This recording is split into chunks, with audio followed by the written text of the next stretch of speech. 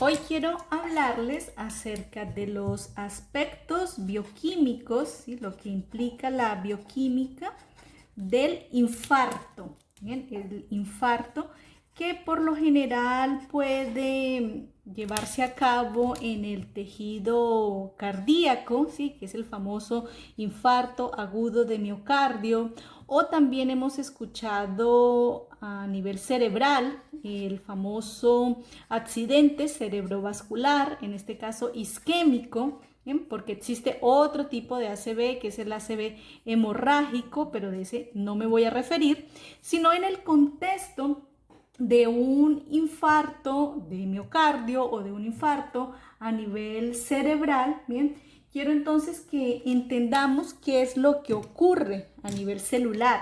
Bien, el infarto de un tejido, de un órgano, es causado por la interrupción del flujo sanguíneo. Esa interrupción del flujo sanguíneo resulta en una isquemia. Esa isquemia pues me conlleva a la disminución del aporte de oxígeno, o sea, ocurre una hipoxia, y esa hipoxia me va a producir una lesión celular. Bien, y esa lesión celular eventualmente puede dar lugar a la necrosis, o sea, a la muerte celular. O sea, el infarto ocurre debido a toda una cadena, una secuencia de eventos. Y todo comienza cuando acá, a partir de un vaso sanguíneo, tenemos acá un vaso sanguíneo, normalmente una arteria, ¿sí? Las arterias son los vasos sanguíneos que son ricos en oxígeno, ¿cierto? Y nutrientes, pues llevan oxígeno y nutrientes hacia los tejidos. Entonces tenemos acá células que van a recibir oxígeno y nutrientes. Bien, en el caso de que sea una célula cardíaca, pues esas arterias serán las arterias coronarias, la arteria coronaria derecha o arteria coronaria izquierda. En el caso que sean células cerebrales, pues serán las arterias cerebral anterior, cerebral media o cerebral posterior. Bien, las arterias entonces van a llevar oxígeno hacia el tejido, hacia las células, bien.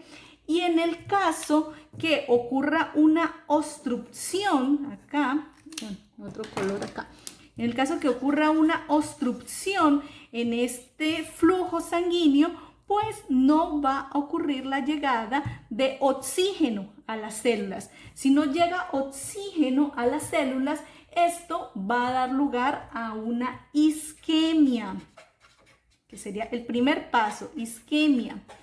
Esta isquemia significa que hay una disminución, una obstrucción del aporte de sangre, del flujo sanguíneo. Esta isquemia significa también que va a disminuir el aporte de oxígeno, específicamente la disminución del aporte de oxígeno ocasionado por la isquemia es lo que se llama de hipoxia. Entonces, la hipoxia es específicamente la disminución del oxígeno, del aporte de oxígeno. Si esa hipoxia en el tejido persiste, vamos a continuar acá, si esa hipoxia persiste por un tiempo aproximadamente de unos 20 minutos, esa hipoxia me va a dar lugar a una lesión celular. Una lesión celular. O sea, la célula, en vez de estar así, la célula pues va a quedar así. Va a ocurrir una lesión celular. Esa lesión celular puede ser reversible, o sea, la célula puede nuevamente volver a quedar así, ¿bien? Si se restablece el aporte de sangre nuevamente, o sea, si desaparece esa obstrucción, ¿sí? Y la sangre vuelve a fluir, vuelve a llegar oxígeno a las células, pues esa lesión celular se dice que es reversible. Reversible. Bien, la célula no muere, sino que la célula nuevamente ella conserva su función, se repara, ¿bien? Pero puede ocurrir también que la célula, que la hipoxia perdure por un tiempo mayor que 120 minutos, o sea, tarde por más de 2 horas, alrededor de 2 horas. Si persiste el déficit de oxígeno durante más de 2 horas, va a ocurrir entonces lo que es la muerte celular. La célula muere. Bien. Esta muerte celular es lo que se llama de necrosis. Esta necrosis, que es una muerte celular patológica, es lo que se llama de infarto. Infarto es una necrosis en un tejido, en el tejido cardíaco o en el tejido cerebral.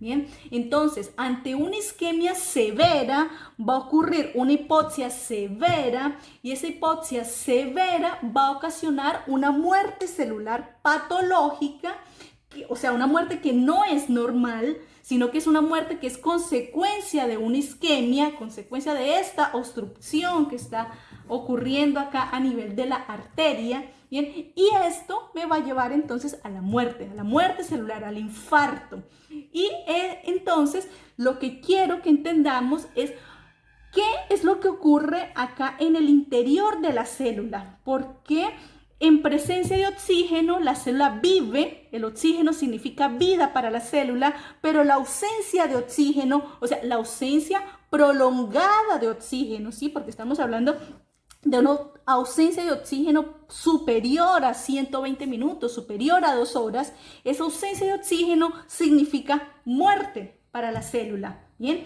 entonces acá es donde entra la bioquímica.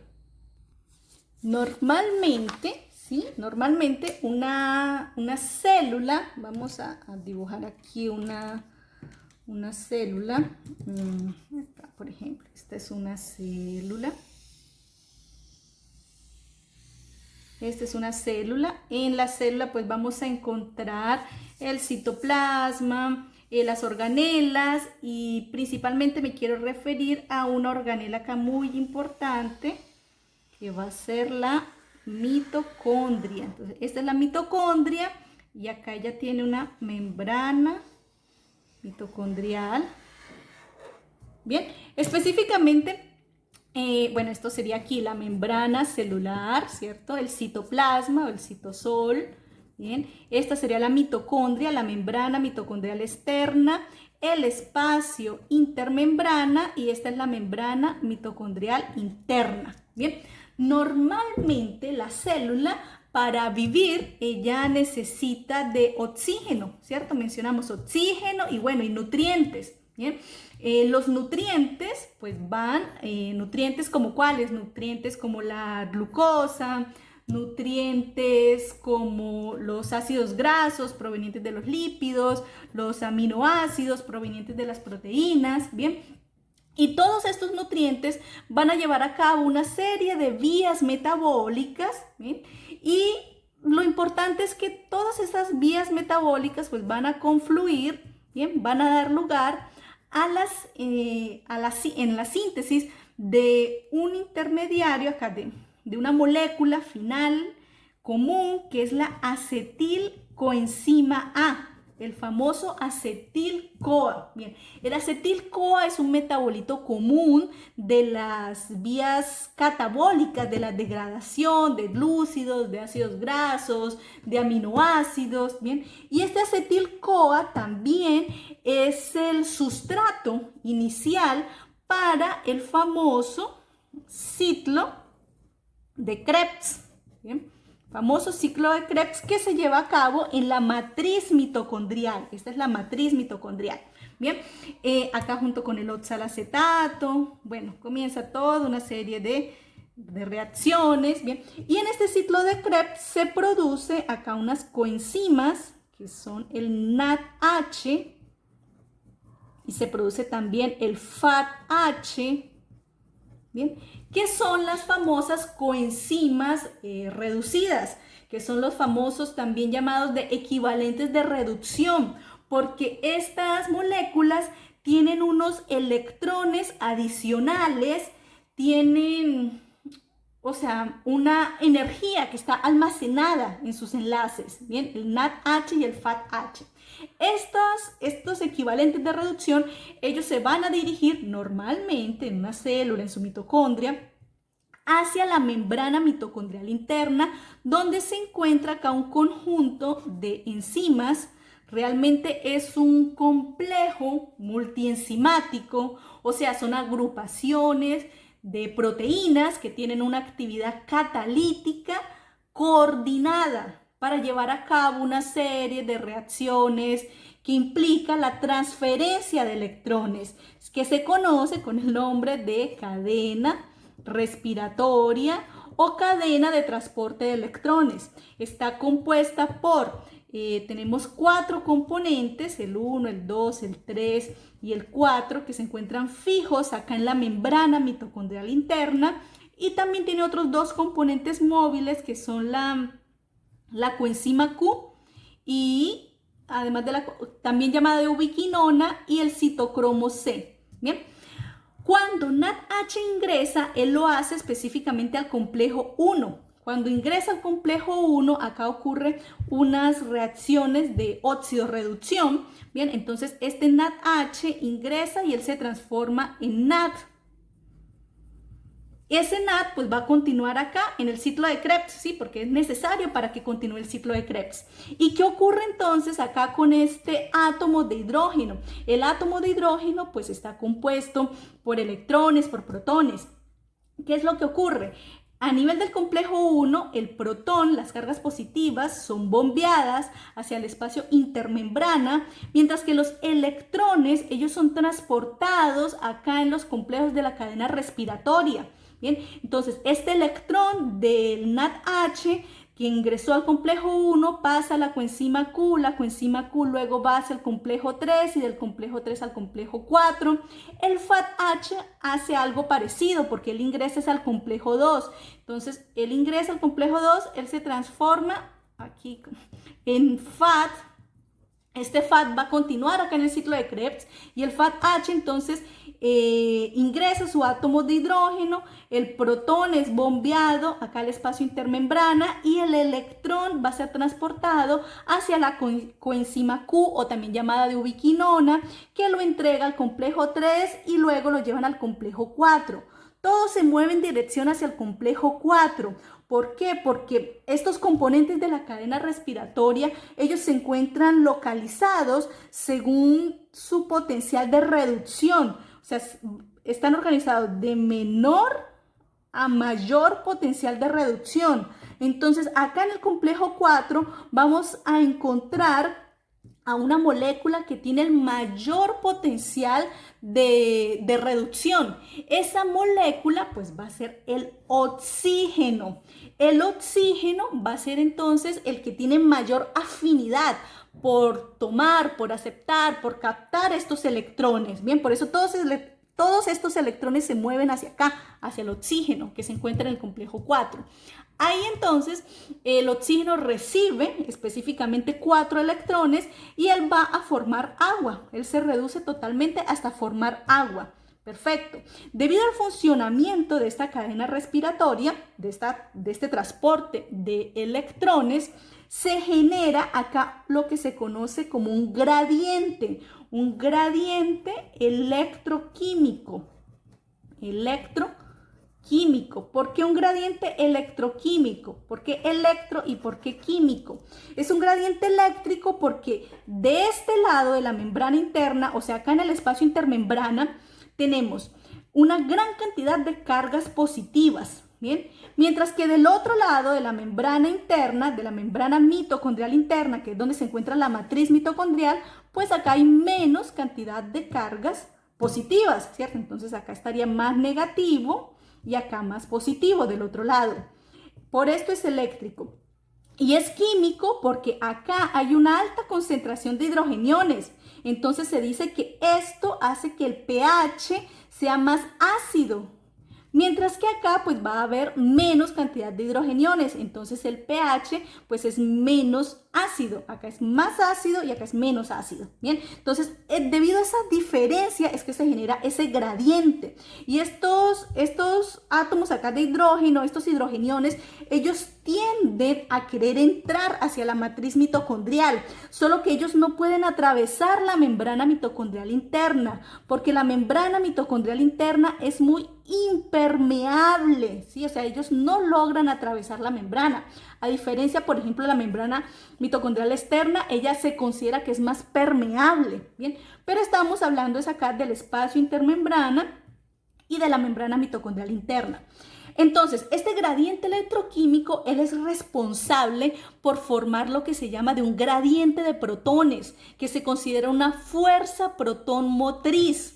Bien, esto hace que los protones entonces quieran entrar acá hacia la matriz mitocondrial y como no pueden atravesarlo, ¿qué pasa? Ellos van a encontrar acá en la membrana mitocondrial interna una proteína, realmente un canal acá, un canal, que es la subunidad F0, que también acá tiene una subunidad F1, que se llama ATP sintetasa. Esto hace que los protones, los acá que están de ese lado, ellos ingresen, atraviesen, y cuando ellos atraviesan para poder ingresar acá a la matriz mitocondrial, esto genera una fuerza protón motriz, o sea, este gradiente provee una fuerza, bien, que hace que la subunidad F1 de esto acá que se llama en la enzima ATP sintetasa, ella se mueva, bien, por eso es motriz, se mueva y consiga formar un enlace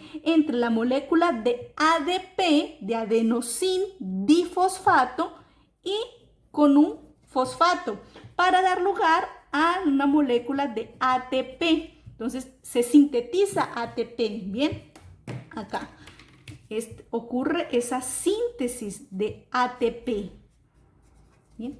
Entonces, por esto se dice que ocurre una fosforilación. Como esta fosforilación ocurre en presencia de oxígeno, a esta síntesis de ATP se le llama de fosforilación oxidativa y se da gracias al funcionamiento de la cadena respiratoria. ¿Bien? De esta manera se dice que la mitocondria es como la central eléctrica de la célula, porque la mitocondria es responsable de la producción de energía. El ATP significa energía para la célula, es una forma de energía química. Bien, y esa energía pues la célula la va a utilizar para llevar a cabo sus procesos celulares, para llevar a cabo sus funciones. Bien. En consecuencia, cuando ocurre cuando ocurre una isquemia, cuando ocurre acá esta obstrucción al flujo de sangre y ocurre una isquemia, pues no va a llegar oxígeno a la célula. Si no va a llegar oxígeno a la... Bueno, realmente la disminución del aporte de oxígeno va siendo progresiva, o sea, va disminuyendo progresivamente el aporte de oxígeno durante una isquemia. Entonces, si disminuye el aporte de oxígeno, pues va a disminuir acá el oxígeno que tiene disponible la mitocondria, o sea que eso va a afectar también la síntesis de ATP, disminuye la síntesis de ATP. Y si disminuye la síntesis de ATP, pues van a disminuir las funciones que lleva a cabo la célula. Entre las funciones que lleva a cabo la célula, sabemos que el ATP es necesario para procesos básicos y vitales de la célula, como es el transporte de iones. Y ese transporte de iones principalmente me estoy refiriendo a la famosa bomba de sodio-potasio, porque normalmente el sodio sale acá.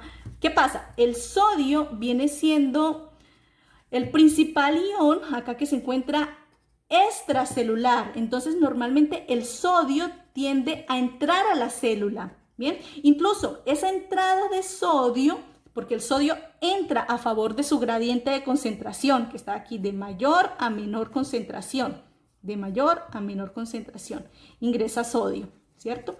Esto lo aprovecha también acá los hidrógenos para salir de la célula, hidrogeniones que son resultados del metabolismo celular de la célula, y esto hace que la célula mantenga un pH, ¿sí?, una concentración de hidrogeniones, un pH relativamente neutro. Esto hace que la célula conserve un pH alrededor de 7.2 a 7.4, ¿bien? Esto gracias entonces a que el sodio ingresa a favor de su gradiente de concentración. Aquí no ocurre gasto de energía, aquí no ocurre gasto de ATP.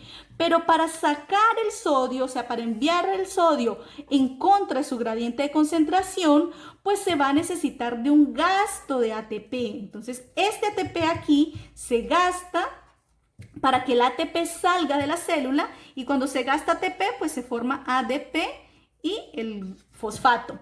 Y esto también se aprovecha ¿para qué? Para que el potasio ingrese a la célula, porque el potasio viene siendo el principal ion intracelular, ¿bien?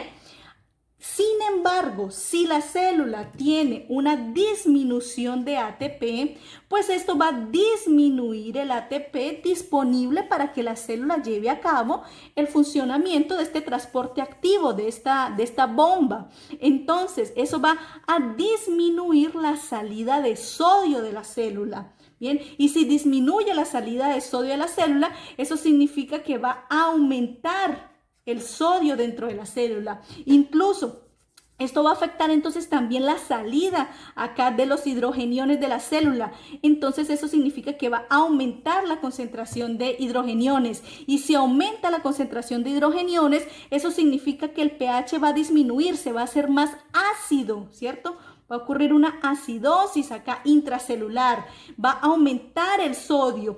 El sodio es un ion que es osmóticamente activo, entonces el sodio va a favorecer también la entrada de agua a la célula. Si aumenta el sodio a la célula, ingresa agua a la célula y va a ocurrir entonces un edema en la célula. La célula se hincha. Cuando la célula se hincha, esa hinchazón hidrópica va a conllevar, va a generar que proteínas citosólicas, proteínas como, vamos a colocar acá en otro color, proteínas, aquí como por ejemplo la isoforma cardíaca de la creatinquinasa, la CKMB, como también la troponina cardíaca, la troponina T.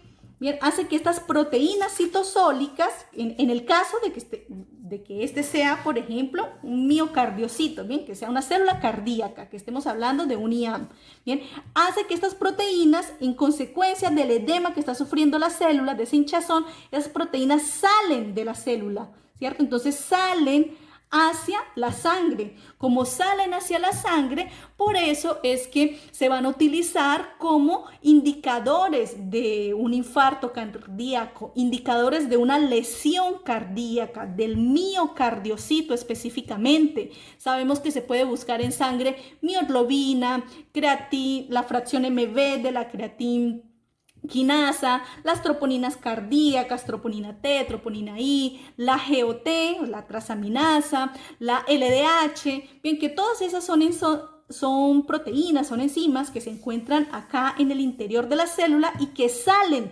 debido a ese edema, debido a esa hinchazón. ¿Y por qué se hinchó la célula? Porque aumentó el sodio. ¿Por qué aumentó el sodio? Porque disminuyó el ATP. ¿Por qué disminuyó la síntesis de ATP? Porque disminuyó la disponibilidad de oxígeno necesaria para que ocurra todo este proceso de fosforilación oxidativa. Bien, hasta aquí esta lesión, o sea, hasta aquí lo que estoy mencionando es que ese edema viene siendo la lesión celular. Esta lesión celular hasta aquí puede ser reversible. Reversible si la célula nuevamente recupera su aporte de sangre, su aporte de oxígeno.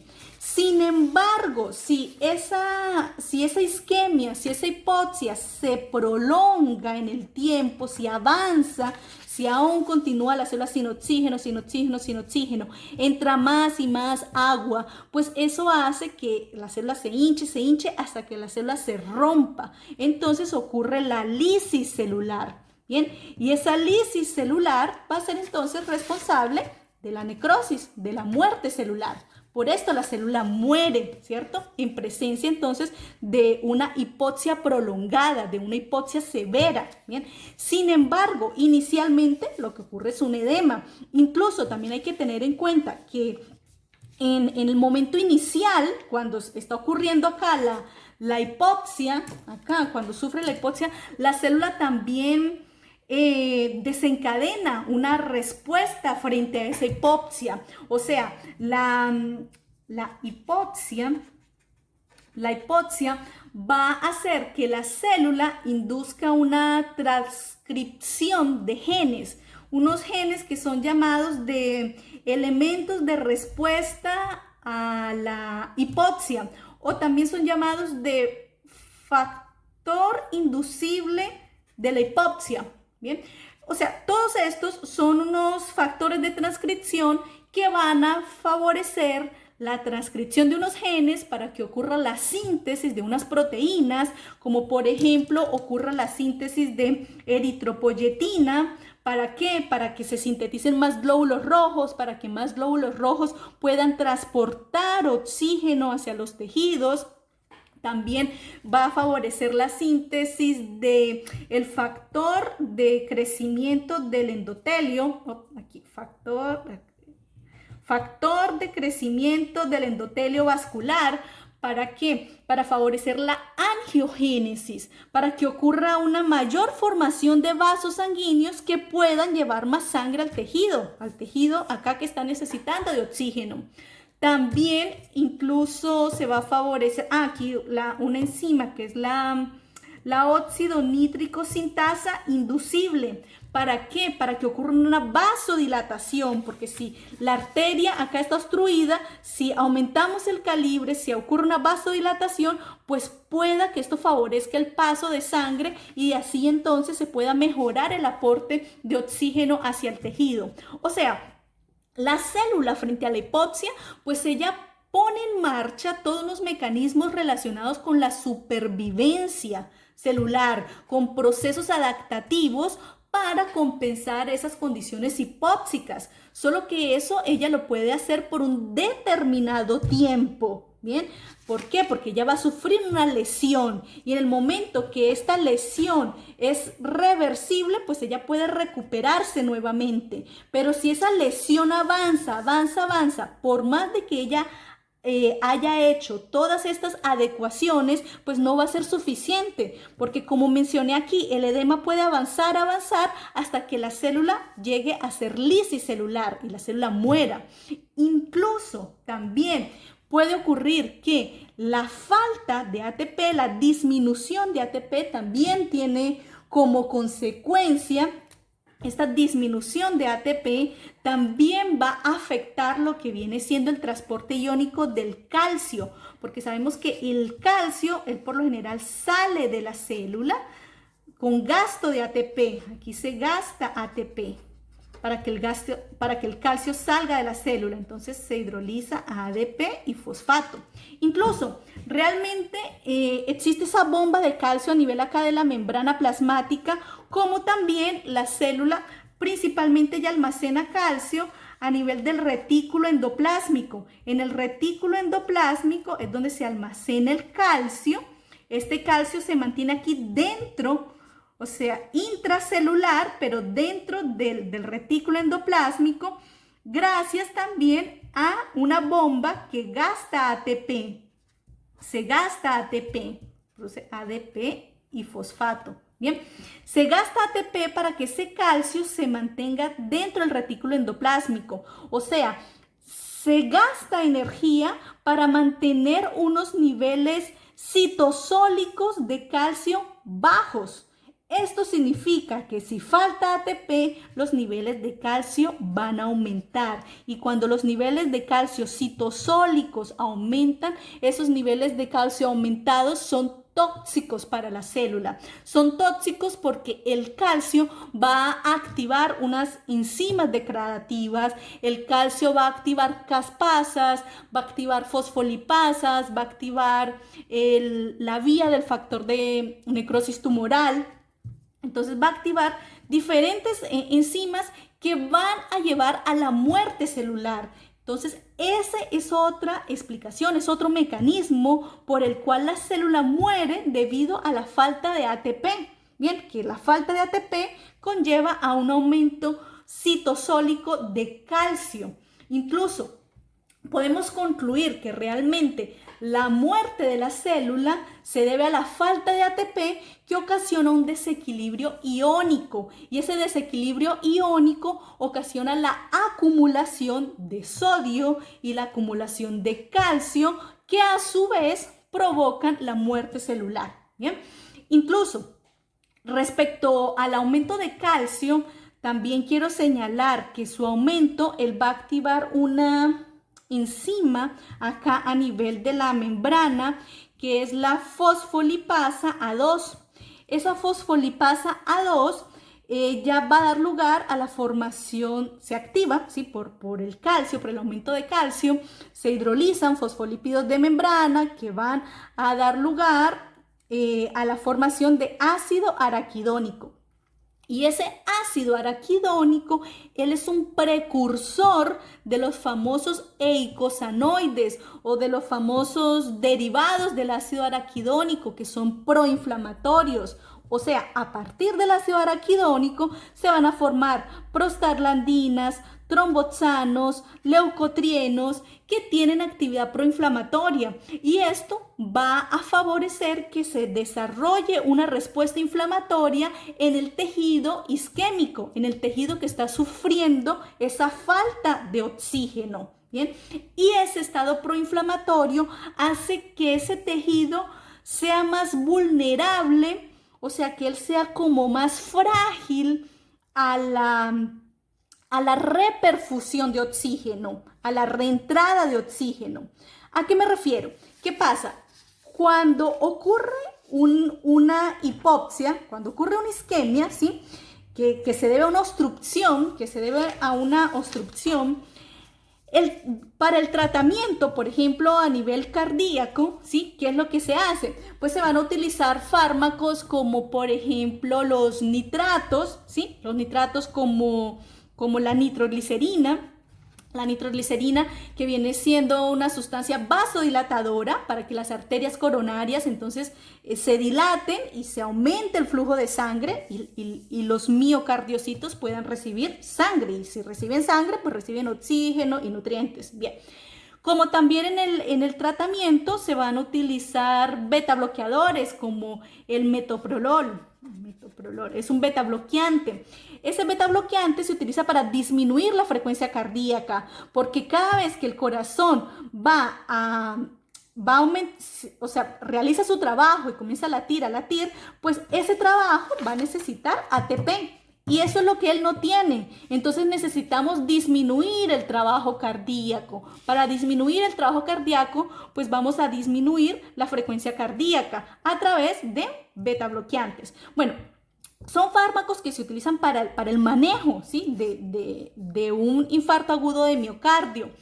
Pero el tratamiento, ¿sí? O sea, si el problema es una obstrucción, pues la solución va a ser la desobstrucción, ¿cierto? Liberar esa obstrucción que está ahí. Y esa liberación acá se puede llevar a cabo mediante la terapia de reperfusión. Esa terapia de reperfusión se puede llevar a cabo mediante la colocación de un stent, o sea, la realización de una angioplastía coronaria, bien, para abrir los vasos sanguíneos que se han estrechado, y de esa manera pueda pasar sangre, ¿sí? Y aumentar entonces el suministro de sangre al tejido cardíaco. O esa terapia de reperfusión se puede llevar a cabo mediante la infusión del activador tisular del plasminógeno, ¿bien? Que viene siendo la terapia trombolítica. O sea, si acá hay un coágulo, un trombo, pues romper ese coágulo, ese trombo, para que pueda nuevamente pasar la sangre, fluir la sangre. Bien, entonces, cuando se hace esa terapia de reperfusión para solucionar ese problema de la obstrucción que está ocasionando la isquemia, pues eso hace que llegue nuevamente oxígeno al tejido, ¿sí? Al tejido que está sufriendo la isquemia. Y de esa forma, pues la célula pueda nuevamente retomar su producción de ATP. Sin embargo, ¿qué pasa? Puede ocurrir dos situaciones.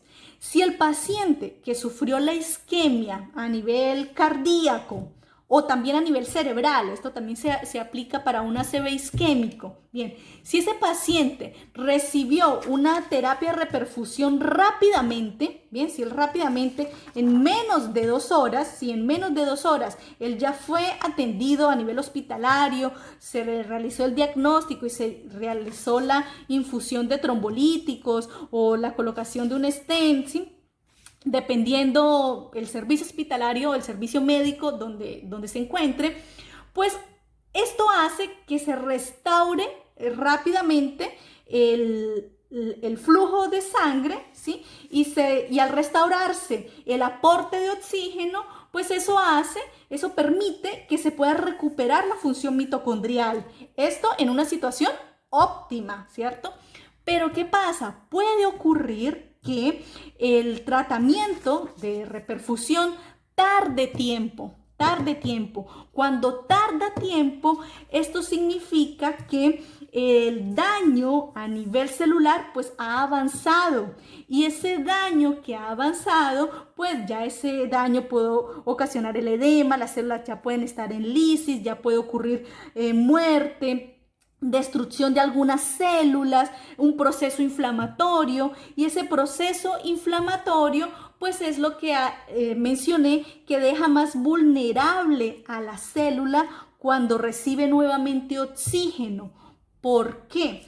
Porque normalmente cuando la mitocondria está funcionando, cuando ella está llevando a cabo aquí el transporte de electrones, el oxígeno tiene que recibir 4 electrones. 4 electrones en total para poder reducirse completamente y formar agua.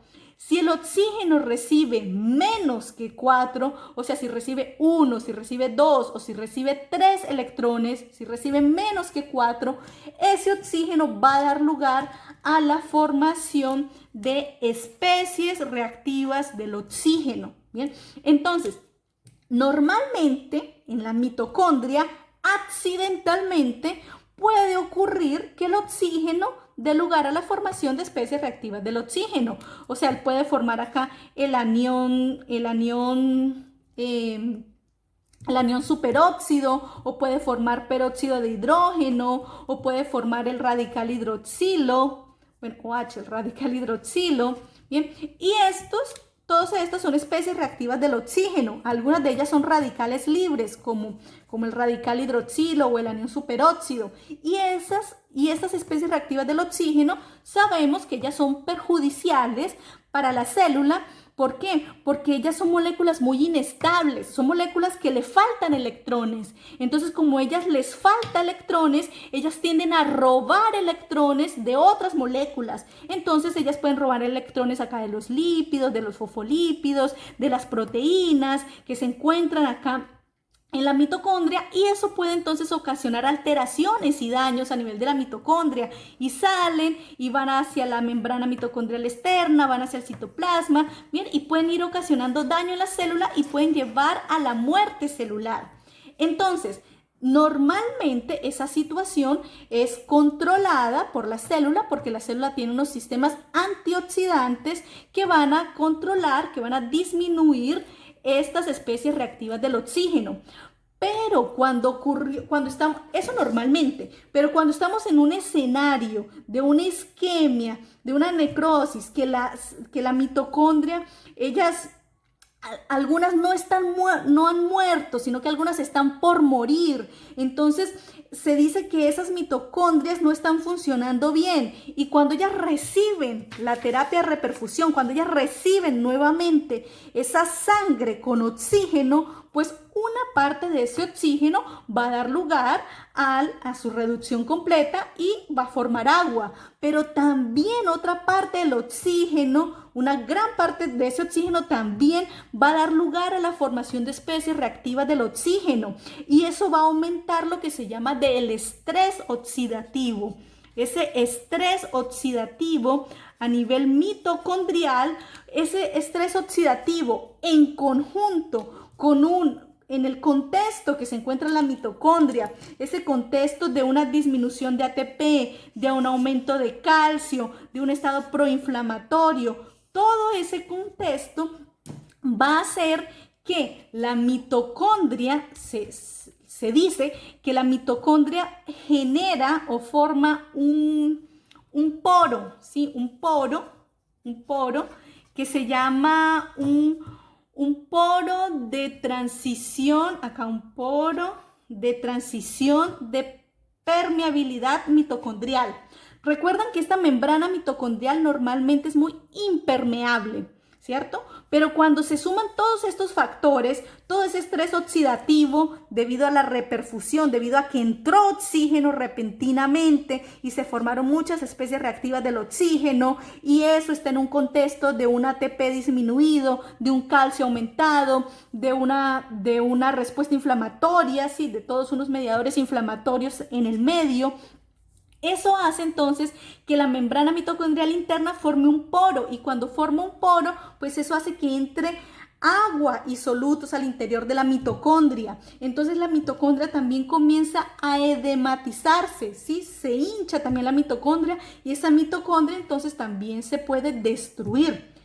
Consecuencia de esta terapia de reperfusión, o sea, consecuencia de ese aumento en la formación de especies reactivas del oxígeno que se formaron por ese aporte repentino de oxígeno. Incluso en la terapia de reperfusión, además de que la mitocondria produce esas especies reactivas del oxígeno, también se propone que una enzima endotelial, que es la xantina oxidasa, bien, esta es una enzima, realmente existe en condiciones normales una enzima que es la xantina deshidrogenasa. Esa xantina deshidrogenasa, en condiciones de hipoxia, ella se transforma en una xantina oxidasa.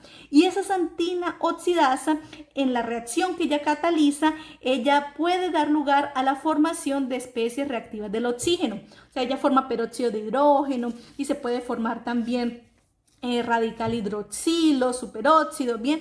Entonces, sumado a estas especies reactivas del oxígeno que se forman acá en la mitocondria, también por acción de la enzima xantina oxidasa, que va a formar especies reactivas del oxígeno cuando ingresa nuevamente el oxígeno en la terapia de reperfusión, eso da lugar entonces a un daño celular.